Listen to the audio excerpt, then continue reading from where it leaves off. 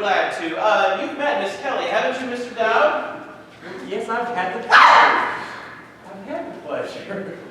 Now, I would like you to meet a friend of mine. Later on, be glad to. Please, take a seat. Because first, I would like to, After Miss Kelly. All right, sit down, Kelly. No. Oh, is that seat comfortable, Mr. Dowd? Yes, would you like to try it? No, thank you. Oh, is it warm enough in here for you, Mr. Dowd? Would you like to have the air conditioner turned on? Mr. Dowd, Dr. Sanderson would like to know if you would like the air conditioner turned on. Oh, I wouldn't presume to live his life for him. That's totally up to him. Remember, the blue means cold.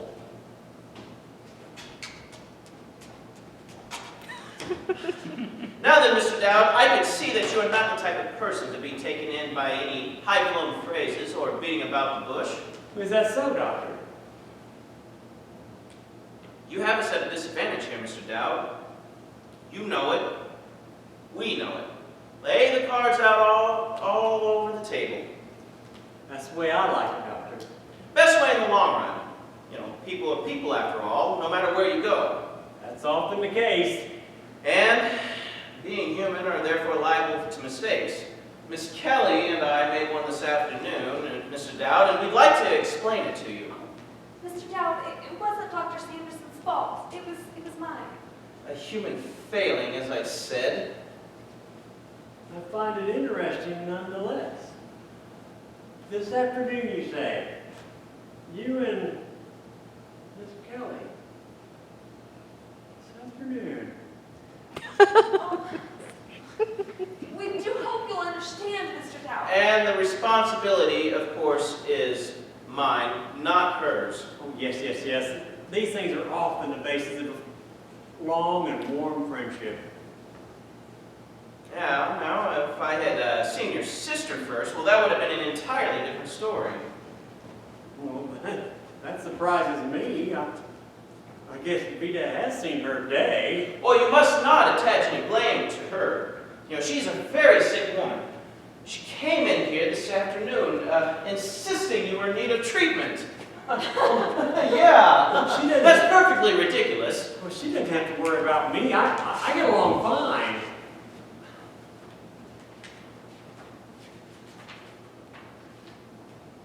Well, your sister was very nervous. She went on to this heated tirade on your drinking. That was Vita. She became hysterical. Mine. Oh, yes, and then at the end, the lines are still. So we talk about Judge Gaffney. Oh, yeah. You know. Oh, we missed that, though.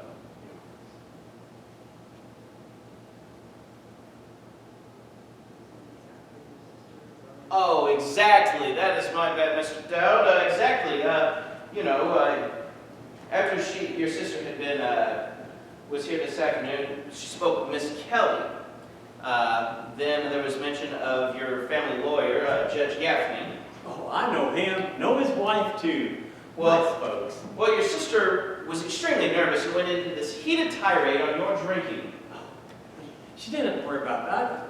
I'll take care of that. Exactly. I mean, you know, you like to have a drink every now and then, same as the rest of us. Certainly, and I'd like to have one right now. Matter of fact, so would I. But at the very mention of drinking, your sister reacted. It was just so intense. Does your sister drink, Mr. Dowd? There surprises me. But I've never seen her drink at all. Well, I am going to surprise you, Mr. Dowd. I think she has and does constantly. That really does surprise me. But your sister's alcoholism is not going to be the basis of my diagnosis of her case. No, her condition is much more serious than that. It began when she it was when she began talking so emotionally about this big white rabbit named Harvey. Yes, Harvey. it is Harvey, isn't it? Yes. Harvey is his name, yes. She said you were persecuting you with this Harvey. Oh, I'm not persecuting Vita with Harvey, and Vita shouldn't think that way. Before we go any further, I must insist that Let me make my point first, Mr. Dowd. Your sister's condition is serious, but it didn't just happen overnight. No. Her condition stems from trauma.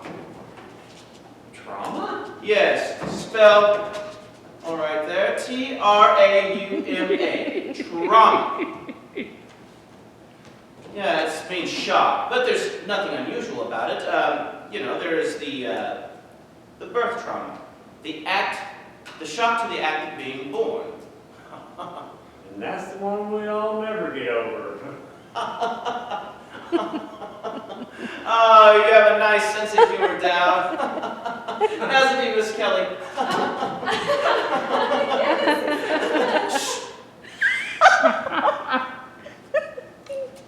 Sum it up. Your sister's condition is quite serious. I can help her. She must, however, remain out here temporarily. I've always wanted Vita to have everything she needs. Exactly. But I wouldn't want Vita to stay out here unless she really liked it out here and wanted to stay out here. Mr. Dowd, if this were any ordinary delusion, something reflected on the memory picture, well, in other words, if your sister had been seeing something she had only seen once, well, that's one thing. But as it stands to reason, nobody has seen a white rabbit 6 feet tall. Not very often, Doctor. I like you, Dowd. Well, I like you too, Doctor. And Miss Kelly here, I like her too. So, she must be committed out here temporarily. Under these circumstances, I would commit my own grandmother. Does your grandmother drink too? No, that's just an expression. Now, will you sign these temporary commitment papers as next of kin? Just a formality. Oh, that's what Vita does. She does all the signing and managing of the family. She's good at it. We can't disturb her now. Well, maybe I need to talk this over with Judge Gaffney. You can explain it to him later. Hey, tell him that I advised it. And it is, you know what, let me try this again. It's not as if you couldn't come out here any time and make inquiries.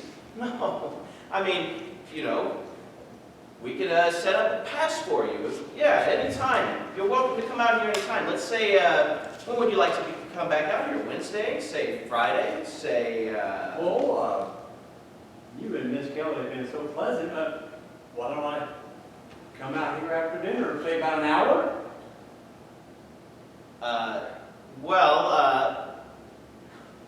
We're quite busy, but I guess I might be all right. Well, you've both been so accommodating. I don't have to eat. I'm not that hungry. We don't have to leave right now, right?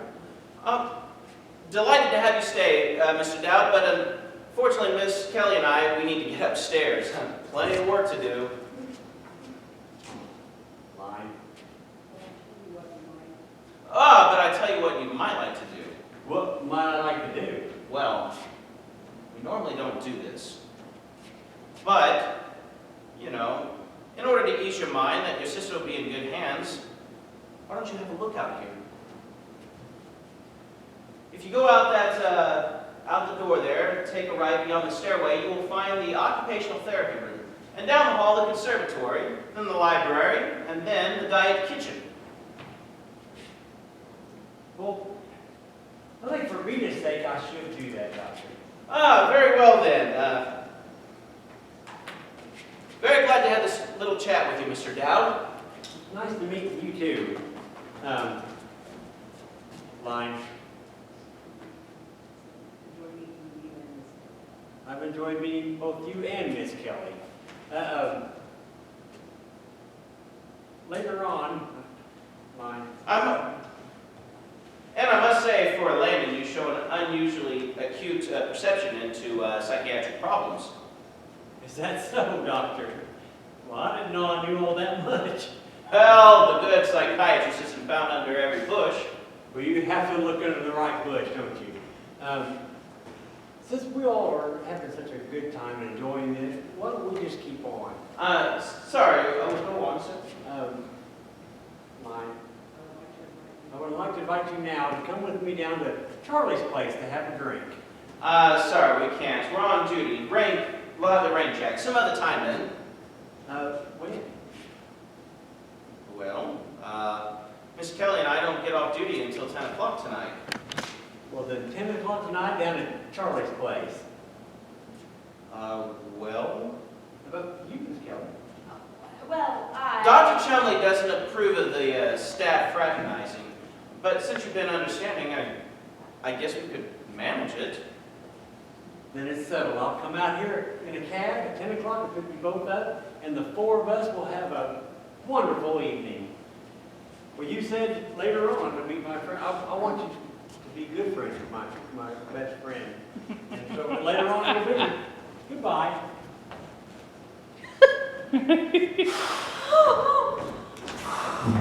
Oh, I can breathe now. Boy, that was a close shave.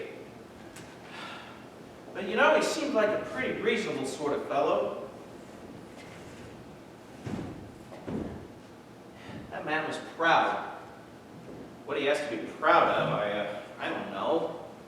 But I played into that pride. You know, you can almost always get to somebody if you want them. You know? Now I must go look in on that Simmons woman. But Dr. Sanderson, Yes. you said you can get to almost anybody if you want to. How do you do that? Take study, Kelly. Years of specialized training. But there's one thing that I don't like about this Dow business. Well, what's that? Having to make that date with him. Of course, he has left here as a friend and a booster of the sanitarium, so I guess I'll have to go. But you don't have to. Oh. Well, there's no point in it. I'll just have a drink with him, pat him on the back, and leave. Besides, I got a date anyway. Oh, well, by all means. I didn't intend to go anyway. Why, the whole idea bored me stiff. I wouldn't go if I never went anywhere again. I wouldn't go if my life depended on it. What is your problem, Kelly? What are you getting so emotional about? He may be a strange man with unusual clothes, but he knows how to act. I saw you giving him the eye. I didn't miss that. His manners were perfect. He wouldn't sit down until I sat down. He said I was lovely and called me a dear. I'd go have a drink with him if you weren't going. Oh, sure you would. And why wouldn't you? I mean, all he does is hang around bars and he doesn't work and all that corny bowing every time a woman enters a room. Yeah. You know. He's as old-fashioned as a cast iron deer. But you'd sit with him in a bar and let him flatter you. You're a wonderful girl, Kelly. Dr. Sanderson, let me tell you. Let me tell you something. You are so Sanderson. Miss Kelly. Yes, doctor. Tell the gardener to prune more carefully on my prize flowers along the fence by the main road. They'll be ready for cutting next week. Has the difficulty of the woman who has the big white rabbit, has that been smoothed over? Yes, doctor. I spoke to her brother, and he seemed quite reasonable. Oh, I've had many patients out here who saw animals. Never before had a patient with an animal that large. Yet she called him Harvey. Harvey. Usual name for an animal of any sort. Harvey's a man's name. I've known several men in my day named Harvey, but I've never heard of any animal whatsoever with that name. This case has an interesting phase to it, Doctor. Yes, Doctor. I will now go upstairs with you and look in on this woman. And it may be we can use my formula 977 on her. I will advise you in prescribing the treatment, Doctor. Thank you, Doctor. Now, may I ask, whose hat and coat is this? I don't know. Do you know, Kelly? Miss Dowds? No, I don't know. Perhaps it belongs to the relative of one of the patients? Let me see this hat. Perhaps it's an identification. Huh. Look at this. What's this? Look, 2 holes perforated in the crown. Well, that's strange. Some new fad, perhaps. There, hang it up. Get it out of here. Do something with it.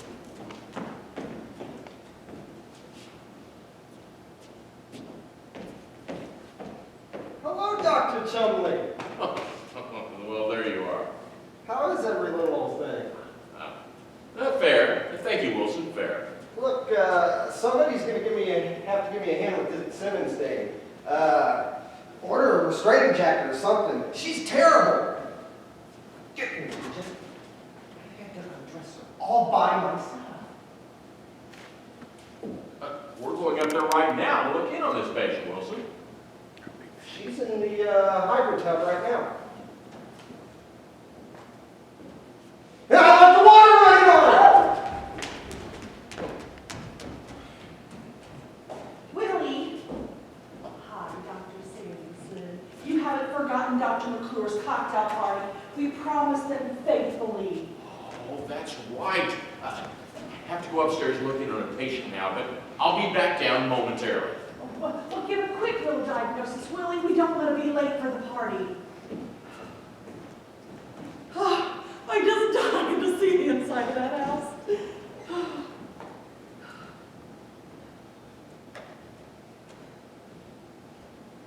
Oh, good evening. Oh, good evening. I'm Mrs. Chumley, Dr. Chumley's wife. Dowd, Elwood P. Dowd. Here's my card. If you should want to call me at this one. Don't call me at that one. That's the old one. Thank you. Fine. Is there something I can do for you? Okay. Kevin, is there something that I can do for you? Well, what did you have in mind? Well, you seem to be looking for someone. Yes, I'm looking for Harvey. I seem to have walked off without him. Harvey, is he a patient here? Oh, no, nothing like that. No. Well, does he work here? Oh, no. He's what you would call my best friend. And he's a hookah, too. He came out here this afternoon with Vita and I. Well, where did you see him last? Well, he was sitting right there in that chair. His hat and coat was on that rack. Well, there doesn't seem to be a hat or coat or Harvey here now, so perhaps he left. Apparently so, because I don't see him anywhere. Was that word that you said? Hookah? Yes, that's it. Is that something new? Oh, no, that's something old, as I'm told. I didn't know it either until I met him. Oh, really? I haven't happened to hear it before. And me neither, I'm not surprised.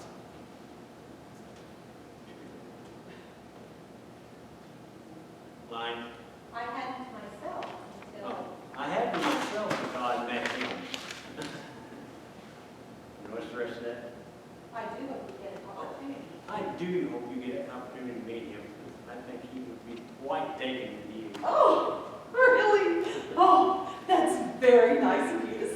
I'm sure. When Harvey takes a liking to somebody, he expresses himself definitely.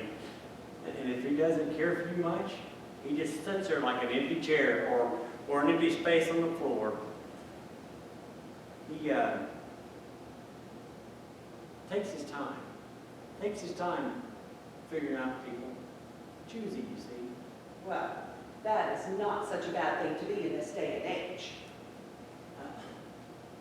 He's quite fond of my sister Vida. Well, that's because he's fond of me, and Vida and I come from the same family, you know. But Vida just doesn't seem to care for Harvey. It's rather bad, don't you think? Well, I gave up a long time ago, Mr. Dow, trying to expect my family to like my friends. It's useless. But we must keep on trying. There is no harm in trying, I suppose. Because if Harvey's told me once, he's told me 1,000 times. Mr. Dow, I'd do anything for you. Mrs. Chumley, Yes. did you know that Mrs. McElhaney's Aunt Rose is due to drop in on her unexpectedly tonight from Cleveland? No, why? I didn't. Which neither did she. That puts the both of you in the same boat, doesn't it? Well, I don't know anybody named David, Mrs. McElhaney. She's our next door neighbor. Wonderful woman. Harvey told me about her Aunt Rose. That's an interesting little news item. You are free to pass around. Oh, Mike, Would you care? would you care to come down with me downtown? I would love to buy you a drink.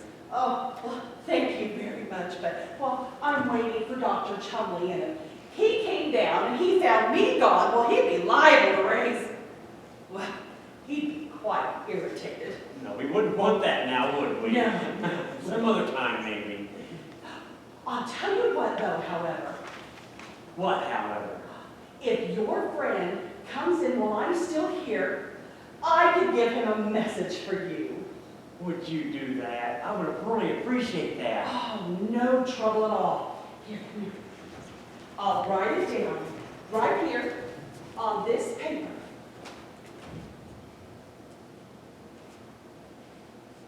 Now, what would you like me to tell him if he comes in while I'm still here? Ask him if he would meet me downtown for a drink. Oh, if he doesn't have any other plans. Meet Mr. Down downtown. Any particular place downtown? Oh, he knows where. Harvey knows this town like a book. Harvey, you know where. Harvey what? Well, just Harvey.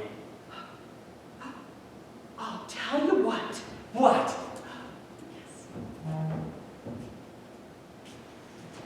Doctor and I, we are going right downtown, and we can give your friend a lift. Dr. McClure is having a cocktail party A cocktail party. at 12th and Montague. 12th and Montague. Line. We're driving there in a few minutes. We're driving there in a few minutes, and we could just drop him off. I wouldn't want to impose, but I would really appreciate that. Oh, no trouble at all. Dr. McClure is having this cocktail party for his sister from Wichita. I didn't know Dr. McClure had a sister in Wichita. You know Dr. McClure? No. Are you sure you don't have time to come down and have a drink with me? Oh, I really can't, but thank you just the same. It's been a pleasure visiting with you, and I hope I get to do it again soon. Oh, yes,